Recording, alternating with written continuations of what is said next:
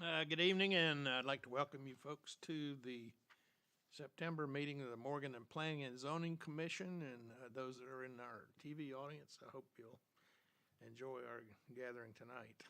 We'd like to start off with old business first, and that's a review and approval of our last meeting in August. All the members of our commission have had an opportunity, I think, to see those, review them. Is there any additions, deletions, corrections to it? Okay, seeing none, I'll move that those are approved. Would also like to see city council action since our last meeting. However, their city council is not meeting till September 12th, which is after today, and then they will review our past action, so we will skip over that item. Our next item is appearances, and if there's anyone in the audience, which I don't see is here to address any item to the commission dealing with zoning, planning, or any other concerns you may have, you have an opportunity to come and talk to us.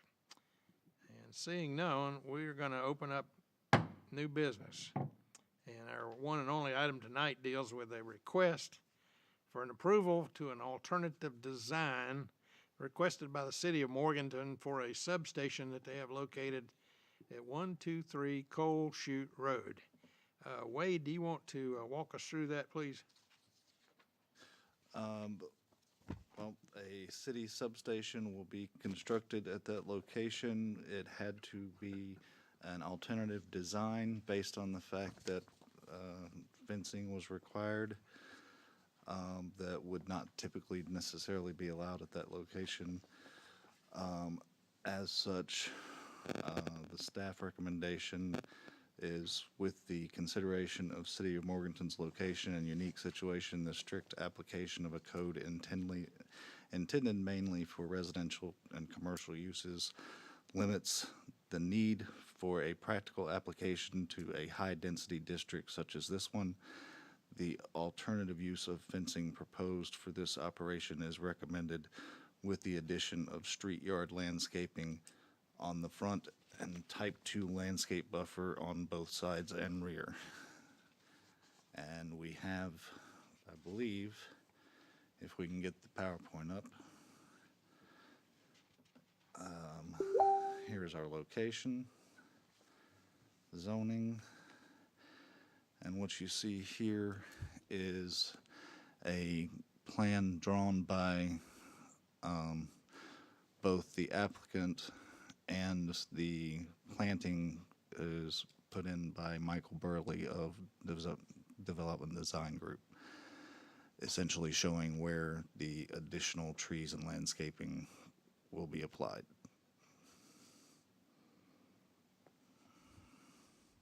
Questions for Wade? Is this substation already been built? Well, based the on actual equipment is in place, yes. Okay, so it's already existing. The main thing remaining to be done at this point is, in fact, putting in the landscaping that's required. Okay. You know what the fence size for the location is? I believe it's 8 foot, correct? Mr. Director, I'd like to have you come forward so we can talk to you and ask questions. Would you give us your name and your address, please? My name is Brooks Kirby. I'm the Electrical Services Director for the City of Morganton, and my address is 305 East Union Street, City Hall. Thank you for being here with us tonight. Members of the commission, do you have any questions? So is this substation already operational? No, ma'am. It's about 90% complete. We have energized it last week, had a dedication ceremony on Thursday. And in order to provide protection from anybody getting hurt, the fences was constructed and the equipment, safety equipment has been installed. So, go ahead. How does this design differ from, what is the difference from a normal? Why are we here this evening? The city zoning and ordinances say you can't have barbed wire in certain areas. and our OSHA requirements, along with insurance requirements, that we have protection against, number one, unauthorized entrances, steel and copper, and also provide, keep deer and varmints, I call them, out of the station. Anything we can do to deter folks from trying to gain access to steal equipment, which has happened in the past. Our other substations, which have already been built in existence for years and years, they have the same type of fencing with the barbed wire on top. Thank you. Yes, the wall was constructed to retain or to facilitate keeping the water and the dirt and have a boundary. We also put a fence on top of the wall to keep anybody from one of those, I guess you can say, hey, Bubba, watch this events. Yes. So we put a fence on top of the wall, and that's a 6-foot fence to deter anyone from trying to climb the wall or climb down the wall and gain access that way. Yes. So, and the way the wall is constructed, it's a new construction type. It's got a slight tilt to it or a slant, and there's about a half-inch level between each row of blocks. So again, somebody who may feel froggy, if you want to use the expression, say, hey, let's see if we can climb that. So we put a fence on the top of the wall and the sides of the wall, and the fence with the barbed wire inside the wall to keep, people out. Are there cameras at the substation? We are going to install 2 cameras to go along with the rest of our stations. This again provides security and allows us to monitor equipment in the station visually. What is this service? What was the need for this? The existing substation behind Rand Street, on Rand Street behind Case Farm, was built back in the 60s. It's so small, you can't even drive a wheelbarrow on there. They closed the street, didn't they? Yes, sir, several years ago, due to Case Farm's request. But there's just no room in that area, that location, to expand our current station that is there. And the equipment we tried our best to maintain it, but gaining access to it and trying to work on it is just so old, it's can't handle the access to it. We can't get our trucks inside of to work on the equipment. We have to do everything over the fence to get to it. So we built this station for 2 reasons: to replace the old station, and this new station will improve our reliability, also give us a chance for future growth. And the second reason is in case one of our other stations, West Parker or on Alphabet Lane, was to go down for any reason, we do have the capability to backfeed a majority of the town from this new substation. It was designed for 30 megawatts, but we put the equipment in for 50 megawatts. So that will supply 3/5, 4/5 of the city's power needs if we can. Does this service anything on the other side of Fleming Drive? Oh, yes, sir. We cover everything from the old Viscotech to Morganton Heights down to Broughton Hospital, Bethel Park area, basically half of downtown, all the way out past Rural King. So it covers a good portion geographically of the city. When do you expect to be fully operational? We are looking, our contract engineers are set to do some calibration of all the circuit breakers this month.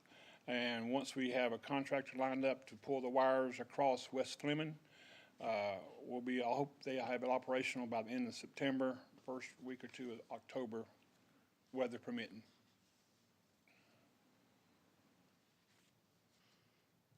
Other comments or questions? I do, historically, the substations of Morgan have been subject to any kind of vandalism. Yes, sir. That's about 7 years ago. We had somebody they cut the fence at Delivery 3 Alphabet Lane, and they came in with wire cutters and tried to cut the ground wires, which is bare copper, off the equipment.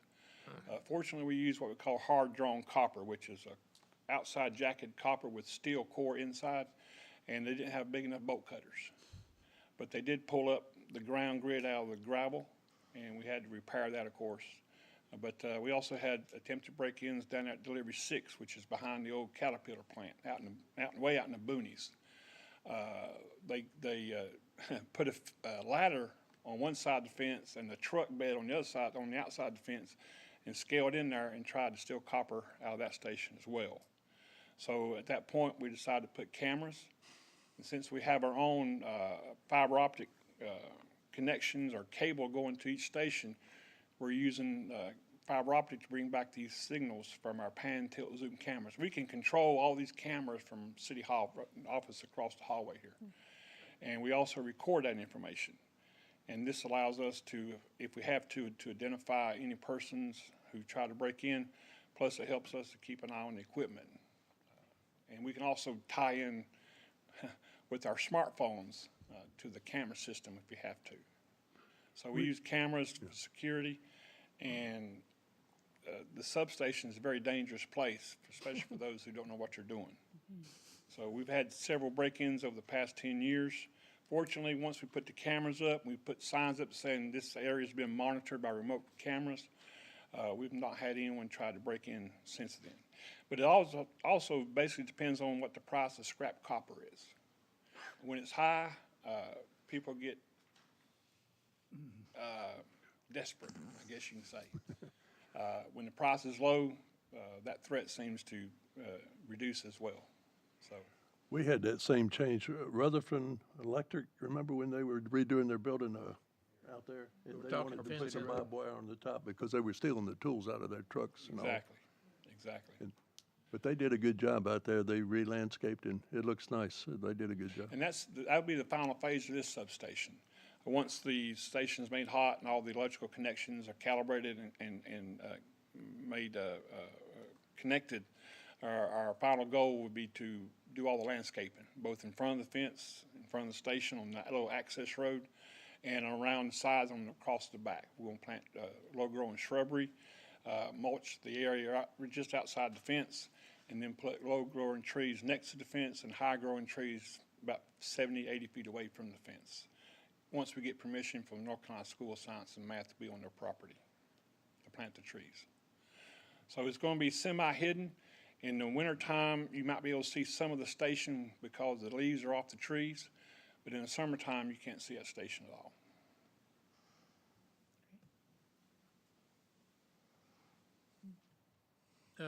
The monitoring from a video standpoint, is that actively monitored, or is it a passive monitoring where you can go back and? It's both. We have controls inside. Like I say, these are pan, tilt, zoom cameras that are remote controlled.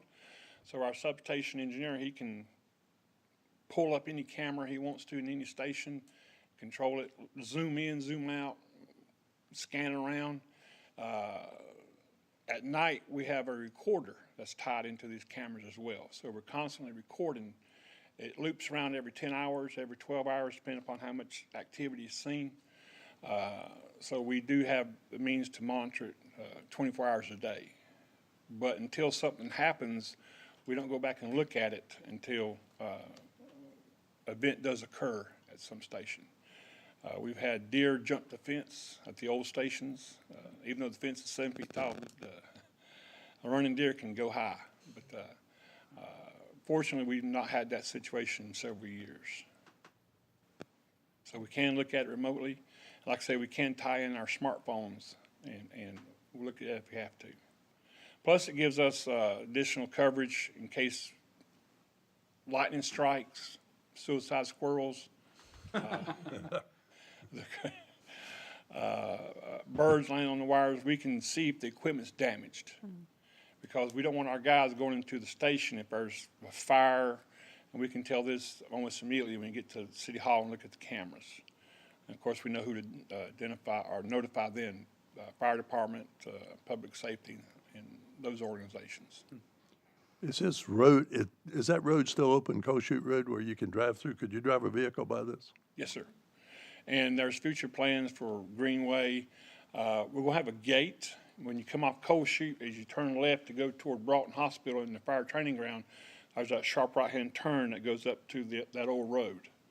And that old road, we are maintaining it. We clean it up. We found a 4-lane road about 300 yards once we get all the brush out of the way and the weeds out of the way.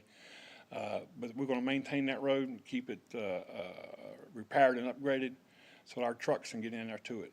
So it is open. People walk their dogs around that road, and it goes all the way back and ties back into the West Fleming entrance to the North Carolina School of Science and Math. Is it well lit back there, all this? Not yet. It will be. That property belongs to the school.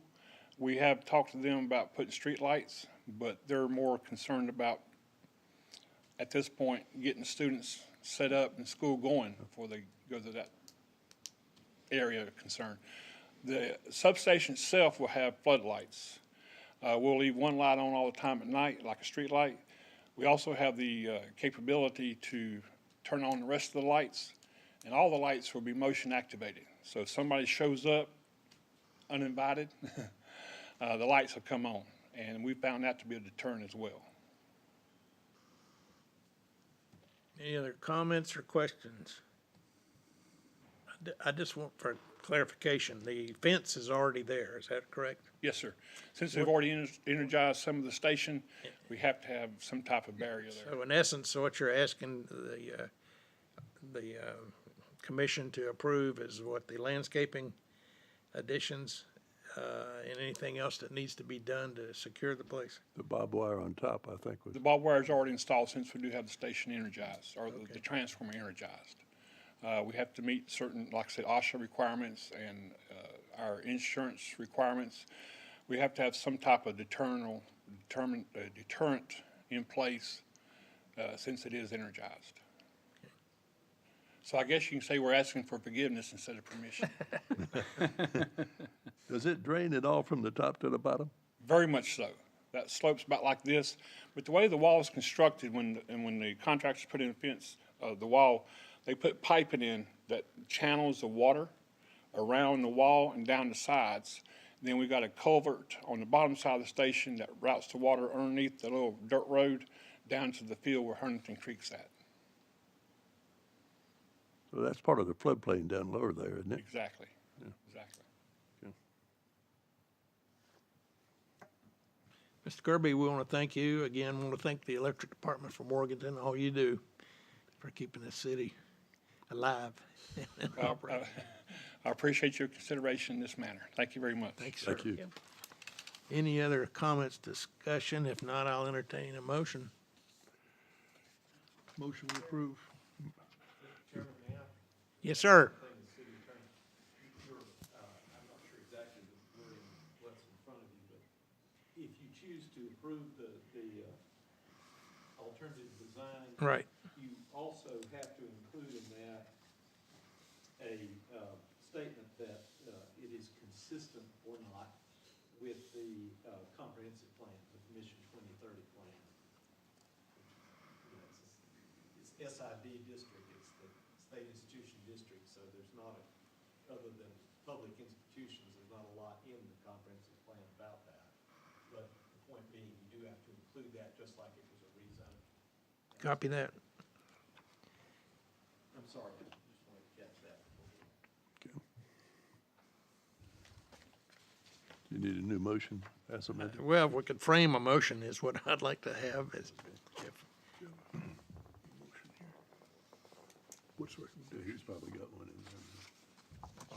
You'll have to add what Louis said.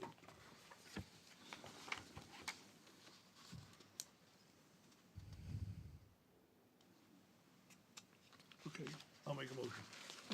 okay. Read it. Yep. I move that we approve the